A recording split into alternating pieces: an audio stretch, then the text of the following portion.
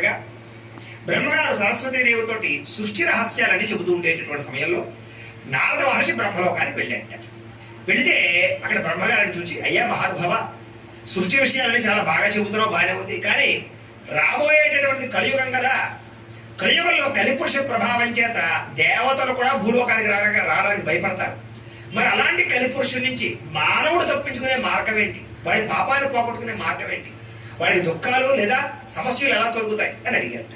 అడిగితే అప్పుడు బ్రహ్మగారు చెప్పారట, కంగారు పడకయ్యా, సాక్షాత్తు విష్ణుమూర్తి వారు కలియుగంలో వెంకటేశ్వర స్వామి వారికి అవతార స్వీకారాన్ని చేసి భక్తుల యొక్క సమస్త పాపాలు పోగొట్టి వాళ్ళ యొక్క కోరికలు నెరవేరుస్తాడు, కోరికలు తీరుస్తాడు అని చెప్పారట.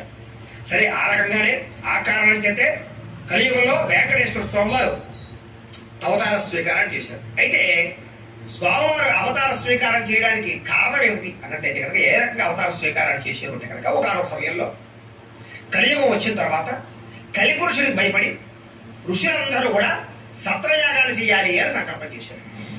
అయితే ఆ సత్రయాగం చేసేటటువంటి సమయంలో అక్కడికి నారద మహర్షి వారు వచ్చారు. వచ్చి, ఏమయ్యా మీరు అందరూ సత్రయాగాన్ని చేస్తున్నారు, బానే ఉంది, అయితే యాగ ఫలితం ఎవరో ఒకరికి ఇవ్వాలి కదా, ఏ దేవుడికి ఇస్తారు అని అడిగారట. అంటే ఏ దేవుడు గొప్పవాడు, ఏ దేవుడికి యొక్క యజ్ఞ ఫలితాన్ని మీరు దారపోస్తున్నారు అని అడిగారట. అప్పుడు వాళ్ళందరికీ కూడా అనుమానం వచ్చింది, నిజమే కదా, బ్రహ్మకి దారపోయాలా, విష్ణుమూర్తికి దారపోయాలా, శివుడికి దారపోయాలా, ఎవడు గొప్పవాడు అని అడిగారు.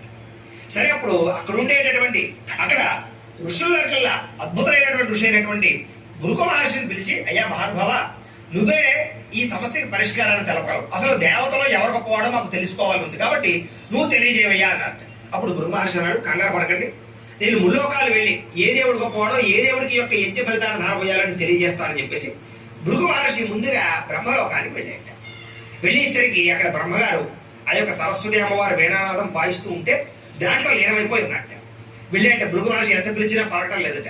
ఎప్పుడైతే ఆ రకంగా బ్రహ్మగారు అందులో లైవ్ అయిపోయాడో వెంటనే ఈ యొక్క భృగు మహర్షికి కోపం వచ్చి వెంటనే బ్రహ్మగారిని శపించేట. ఏమని అంటే కనుక, నా అంతటి ఋషీశ్వరుడు వస్తే నువ్వు ఆ యొక్క తన్మయత్వంలో ఉండిపోతావా, అంచేత ఇప్పుడే నేను శపిస్తున్నాను, ఇక నుంచి భూలోకంలో నీకు విగ్రహం కానీ పూజ కానీ ఏది ఉండదు, ఆలయం కానీ ఏది ఉండదు అని శపించట. సరే, బ్రహ్మగారి పరికరాడు తెలిపోయింది. ఇక ఎవరు రుద్రలోకానికి వెళ్ళాట.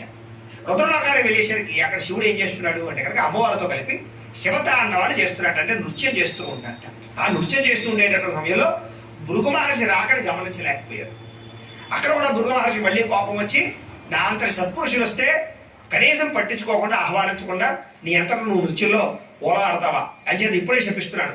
ఏదైతే అవయవాలను చూసి నువ్వు గర్విస్తున్నావో, నీ అందాన్ని, నీ యొక్క శరీరాన్ని చూసి నువ్వు గర్విస్తున్నావో, ఆ శరీరం